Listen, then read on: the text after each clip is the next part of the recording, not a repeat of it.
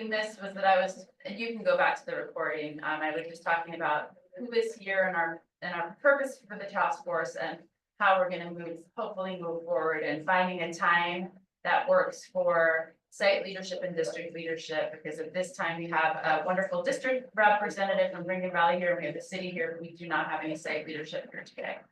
But we are going to present on a few things. We're going to skip the roundtable, and we're going to skip the infrastructure enforcement issues, concerns, and opportunities, since we don't have people there for that. But I do want to share a few things, again, as I was saying, for the record, and we'll share these notes with our site leaders and the recording with our site leaders as well. The first thing I want to share is just, can I have the ability to screen share? I wanted to talk about our International Walking World School Day event in Santa Rosa and walking school buses, and the success of that, and sort of the way that walking school buses are really, and bike trains are really helpful in building community and moving the needle with getting more kids to walk and bike to school. This is a spreadsheet that I'm sharing of the schools that participated in International Walking World School Day this year, and I'm just going to quickly just go down the list and share how many schools established either a bike train or a walking school bus meetup spot, which is where either a parent or a school staff, in most cases school staff, will get, will meet up at a park or a location and promote everyone getting together in that park and either walking or bicycling together. The bike trains are usually smaller than the walking school buses. Walking school buses can be quite large. But we had a walking school bus or bike train in Austin Creek, at Binkley, at Cesar Chavez had a bike train and a walking school bus. Just going down the list, JX Wilson had a walking school bus and a bike train. Monroe had a walking school bus / bike train. Proctor Terrace had a bike train. Earl Stevens had two walking school buses. Santa Rosa Charter School for the Arts organized 3 bike trains, 3 led bike trains. Santa Rosa Charter. French Charter had a teacher-led bike train. Sequoia had a walking school bus, 2 walking school buses and a bike train. Going down the list, we had Village Elementary with a very successful bike train as well, and White Elementary with a walking school bus. So you can see quite a number of Santa Rosa schools are doing this, and we wanted to have the opportunity to kind of talk about that and like talk about how they get established, who's leading them, how do they get started. I don't want to take up too much time to talk about that, but I do want to share, I'm going to stop this share. I do want to share a 4-minute clip of a video from our bike train webinar that was we did last February, or March of last year. And one of our principals in Windsor started a bike train in Windsor. And she talks about that for 4 minutes, and it's really cool to see what she did. And I'm not saying every principal can do a bike train, but just the idea of what this can do for a school and a site, and even a principal. So I'm just going to share that screen just a minute here. I'm not sure if if it has audio, I'm not sure if you're going to be able to. Oh, really? Echo. Okay, well, let's see what happens. And if it doesn't work, then I can share a link. What I'll do is I'll just share a link to the video in the notes, and then people can watch it. So let's see if that works out. That's good. If the link is publicly available, I can play it through this computer. Oh, yeah, it is publicly available. Go drop the link in the chat on the meeting. And yeah, that's a good idea. Let me do that.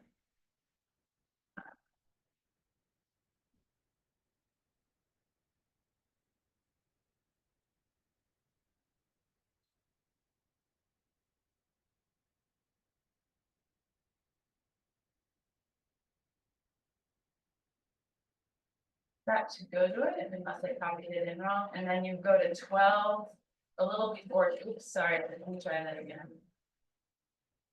Go to 12:9, it starts at 12:19. Okay.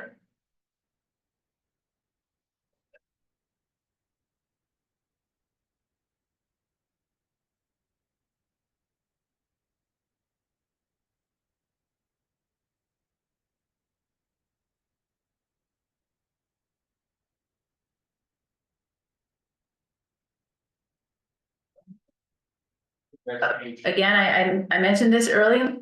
I think it's 12:19, but you know, if it's 12:15, that's fine. It'll be 4 seconds. Thanks to those of you who are interested in learning about bike trains. I stumbled upon it because a former staff member at my school.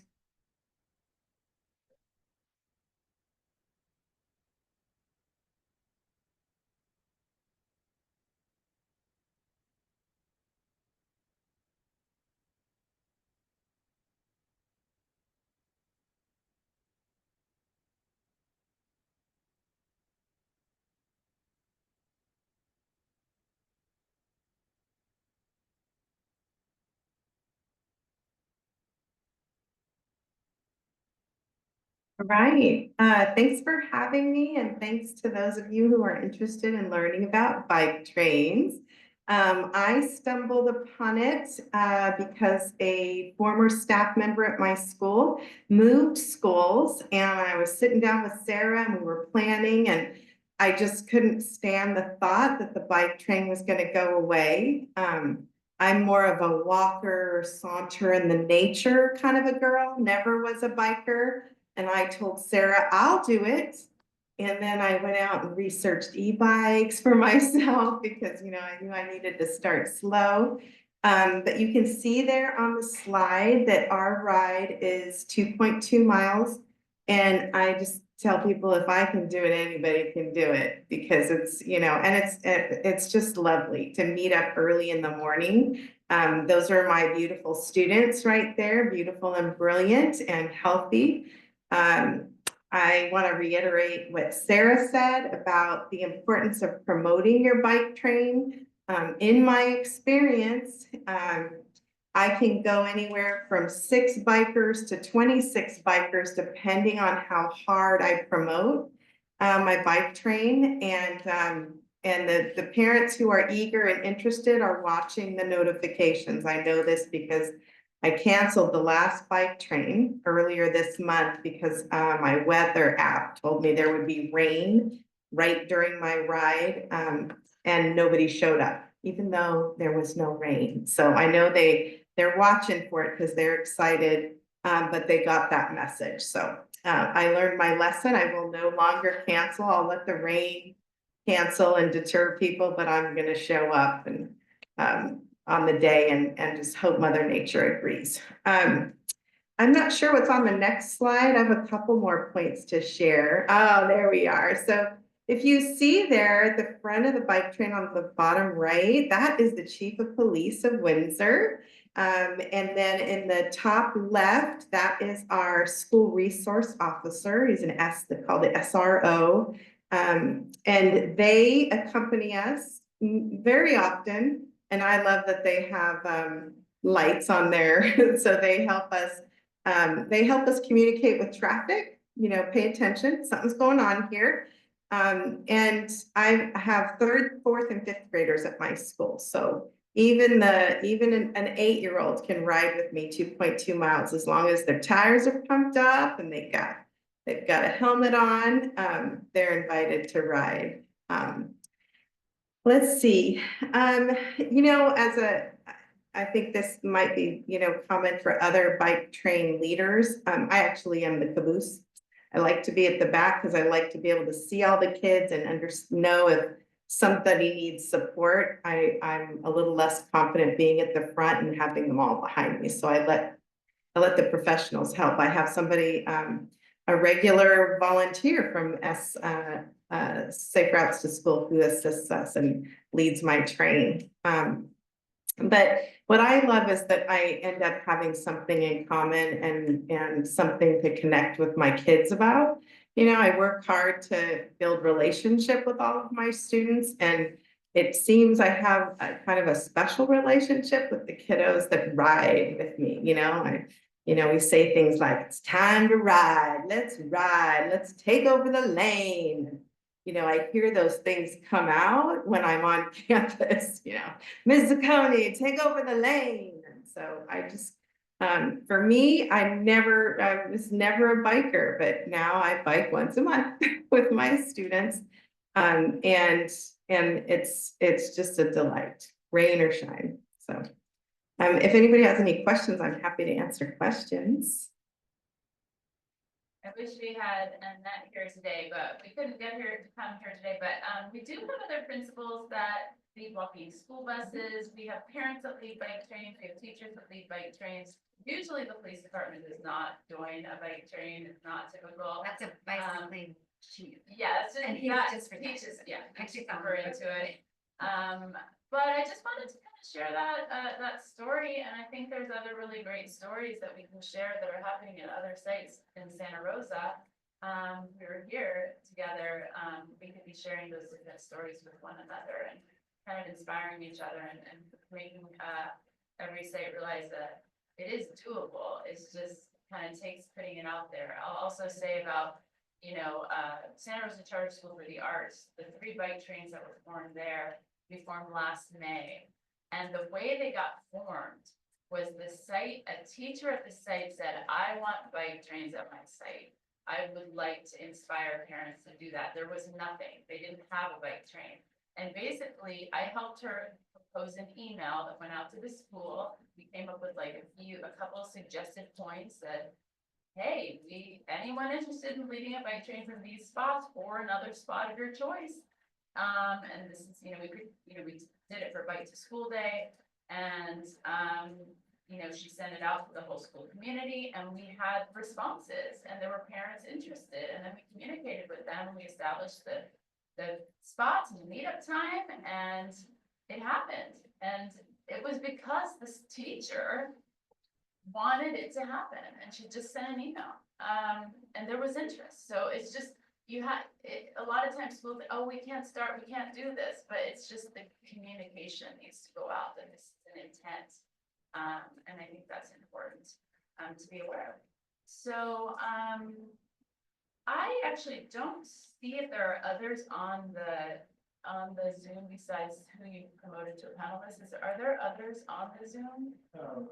Yeah, one person, I think it's the, Which is Laurel. Okay, great. I just wanted to make sure because I didn't realize she was on it originally. Great, okay. All right, so the next item on the agenda is I wanted to give Rob Sprinkles here. We didn't do introductions, I'm so sorry.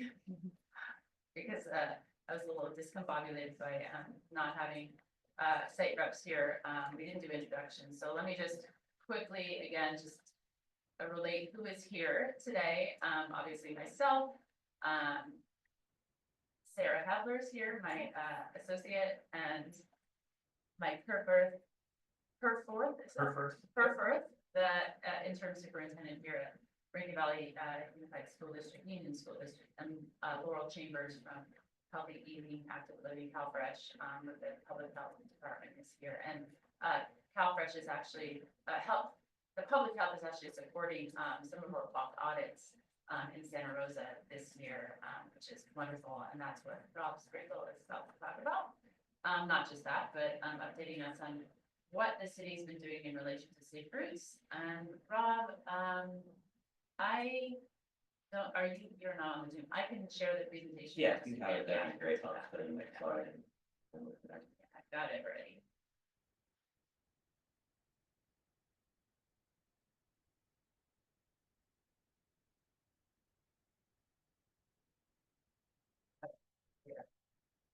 Okay, great, thanks. So yeah, I'm Rob Sprinkle, the Deputy Director for Traffic Engineering for the City of Santa Rosa. I'm filling in for Alexander Oseguera, who's our active transportation planner, so sorry if I can't rise to his level, but we'll do the best we can. Go ahead, next slide. And so we're gonna first, in the next slide, talk about walking audits. And with the walking audits, there's a little disclaimer we'd like to just go over first of all. So I'm just going to read it. Please note that all recommendations from walking audits are meant to capture possible solutions to issues or ideas raised during the walking audit. Each of these recommendations are subject to additional design, analysis, outreach, funding, prioritization, approval by the City of Santa Rosa and/or Santa Rosa City Schools prior to the implementation. Go to the next slide. So we've conducted so far this year 2 walking audits. The first one I'm going to go over is the one at Comstock Middle School. So I'll cover a couple of the issues that were brought up and some of the potential solutions that we're looking at. for these different issues. And then we'll go into Slater, and then next week, we actually have one at Taylor's elementary school. So, that Comstock, some of the issues that were brought up were, that a lot of the students are walking across the driveway, the main driveway of the parking lot, that's next to a city park and a baseball field. And they basically cross where they want, so we're looking to kind of formalize that crossing with some signing and a crosswalk with our Parks Department. Another issue that was brought up was speeding along Steele Lane, so we're looking at doing some design elements there to help slow speeds. Looking at narrowing some of the intersections with some delineators. We're actually going to be slurry sealing the street this next spring, so we'll be able to do some striping modifications as well. If determined, needed, if we can narrow the lanes a little bit and help to slow speeds down as well. A majority of the kids cross at Apache and Steele Lane, so we're looking to install a rabbit rectangle flashing beacon there. We call them our RFBs. So that will be an enhancement at that crossing, and there is a crossing guard there as well that helps the crossing. But this one is again give motorists a better chance to recognize that students are entering a crosswalk. And then not the last item, but another item that was discussed was the audible signal at Comstock and Northwest signal. For some reason doesn't work during the rain, so we're gonna have our electricians look at that once the rain comes very shortly. Next slide, please.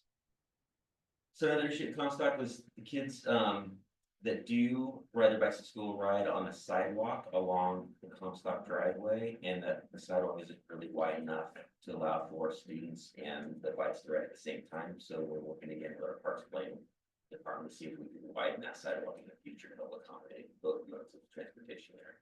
And then these pictures just show some other slides of I believe that's Apache on the right, left, and then sidewalk uplift that we've actually done out patched already on the right there, so on the streets. Next slide, please. So transitioning over to Slater Middle School, we met with Slater Middle School in September. And one of the main issues that was brought up there was just the high speeds and high traffic volumes on Sonoma Avenue. So Sonoma Avenue is one of our arterial streets that does have a fair amount of traffic. And so we're looking at methods to help again increase the speeds there. There are the appropriate speed signs for schools. And our police department understands that this has been a complaint and are looking to enforce those as well. On Sonoma in general, though, there's a bill that's recently passed, it's called AB 43, and that allows us to actually lower the speed limit on the non-school section, so approaching the school to a slower speed limit. So we're going to be doing that as part of our first round of addressing the speeds throughout the city. Sonoma's on that first list, so it'll be instead of 35, it'll be a 30-mile-an-hour street, still with the 25-mile-an-hour speed limit in front of the school.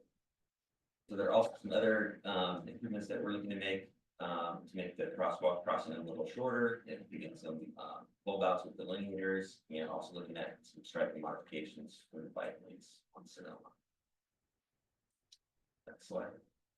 So this is just a list of the different walking audits that are available or that we will be doing this year. They're in bold there, so we're going to be doing Taylor Mountain next week, followed by Garfield Stevens Elementary School, Montgomery High School, Burbank Elementary, Cesar Chavez, Santa Rosa Middle School, Roseland Elementary, and Meadowview. Those will we do one each month, and that will wrap up for this school year. You can see the rest of them that are already there, and some of the ones that we've already done. Next slide. And this list, by the way, I will post to the handouts for the notes for this month's meeting. So it'll be the October list. It'll be updated every month as we add more dates. But yeah, I have this one listed. So just addressing some of the other things that have come out of some of the walking audits we've already done. We have met with the folks at Zucconi Elementary School, and as part of that walking audit, it actually spurred a large conversation regarding Calistoga Road Reconstruction project that we're working on, and we've actually met with them again with the principal and the concerned parents, and we actually walked a good portion of the Calistoga Road with them, looking at improvements that we can incorporate into the reconstruction project for Calistoga Road. So walking on also lead to other information that we can add to grants and improve our grants that we get for safe routes to schools. So it's good to have that community input and outreach. We're also looking to install, this is just kind of an example of some of the things that we do as the options of these walking audits. We're gonna be putting an always stop in at Dudley and Jennings in front of Langman School, yeah, and that's in the queue for our work orders to get done with our field crews shortly. We also installed additional crosswalk markings over at Finley Avenue at near Price. Right chart, thank you. And then we've actually done 22 other different work orders that involve a variety of things from adding the red curve for daylighting at crosswalks, crosswalk markings, having the radar feedback trailer come out with police, other signage and potholes, repairs, always stop installations, etc. So there's a wide variety of things that we'll do and work with the schools on. So the next brief thing I want to talk about was our Steele pilot study. So we're in phase 2 of this pilot study now. We started this about in March of last year, and where we took a lane in the westbound direction, we've actually gone back and taken a lane now in eastbound direction as well, and installed a 2-way left turn lane. We've had a mixed variety of comments on how this is operating, but in general, it operates very well. I'd say 95% of the day, with a little bit of backup, probably in the AM period. But the speeds have slowed, but because of this installation, and it's a lot more comfortable for folks dropping off in front of the school than it had been in the past. And we've had a lot of positive feedback from the school. There's a survey that's going to be opening up in November. If you'd like to go to the website and get comments, people are welcome to. That's what the survey's for. So we want to hear your feedback. So please contribute to that and report in November. So last thing I want to talk about was just a quick update on our active transportation plan. So we're going through and updating our active transportation plan, which is basically our bicycle and pedestrian master plan for the city of Santa Rosa.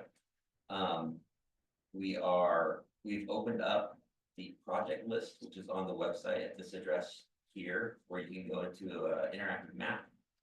Add things that you'd like to see done in the city of Santa Rosa related to pedestrian improvements, bike improvements. It shows where we're planning to put in protected bike lanes, buffered bike lanes, bike routes or bike boulevards, a wide variety of different infrastructure improvements that we're planning for the future.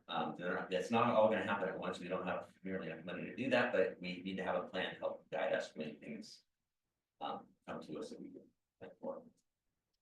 We plan to share the link to this map, the Safe Routes to School e-newsletter that's going on Monday. And we'll also be following up, which goes to the whole county, but be like Santa Rosa schools, but then we'll also follow up individually with Santa Rosa schools now. And we're hoping they can just like pop this into their school newsletter, just, hey, Absolutely. parents, That'd be great. please, and we'll give them a little blurb for that as well. If you guys want to provide a blurb for us, that would be helpful, but we can come up with one Sure. to give to the schools to pop into their newsletter. So yeah, we definitely want parents to be engaged with this, and not just parents, but like a teacher or principal. A lot of times they know, what should be emphasized at their site. Absolutely. With that, it's mine. Is there any questions? Any questions from Laurel or from? What's the, and if you don't know, that's totally fine, I don't want to put you on the spot, but what's the Calistoga reconstruction project you're talking about? Calistoga Road reconstruction? So we're going into actually reconstruct the road bed itself. Okay, that's the impetus of the project itself, was to do a road reconstruction. And we did a school audit, and as part of that, they were asking if we could incorporate different parts of of that project into the construction project. So we're working to do that where we can. Great question. And I mean, like I said, at the walk audit that we did, Sequoia was our first walk audit last year. And the principals, shared their concerns about Calistoga Road, and that audit actually, a parent that was at that audit was very engaged and became our Safe School champion at our site. That, she's helping with walk and roll, and she was the one who sort of brought other parents together to call that meeting, so that the city could get more feedback from parents about what, their desires are in terms of like predictive bike lanes or, so all of those things. So I think that, again, that connection between the city and schools and district leadership is just, I think it really helps. I mean, getting more data and getting more feedback, and having those back and forth conversations, I think can only help, make our improvements even better, and, for walking and bicycling to school. So I want to talk a little bit about the next meeting. I did want to have a roundtable today. The question that I had wanted to ask was, what's the most critical element for safe use of school program success at your site? I feel like every site might say something a little bit different, and I'm really curious to hear what that is. And I think it would be really useful for one site to hear from another about what's critical at their site, and maybe learn from that, not just the sites, but ourselves, about how we can improve our program. So that's a reason that I want site leadership here to have those discussions. Also, obviously, to be able to express their concerns directly to city staff. We hope to have law enforcement here as well when we can make it. So Sarah and I will be reaching out again to district leadership and site leadership to figure out if our planned February date will work. If not, we are open to changing it. Right now it's Thursday the 13th, I think, or 12th, whatever that Thursday is. At 3 o'clock, via Zoom or in person at Santa Rosa City Schools. So, but we will keep you posted about whether that date is really the best date to get the people in the room that really can help us with, strengthening and maintaining our program. It's a very strong program. We are in a lot of schools in Santa Rosa. We're doing a lot of great work, most of which I haven't shared today. But I think if we can get everyone in a room to talk about it, we can hear a lot more, and going even stronger. So thank you, everyone who is here. Laurel, thank you for being here. Thank you again for supporting our audits in Santa Rosa this year, and have a great rest of your afternoon, everybody.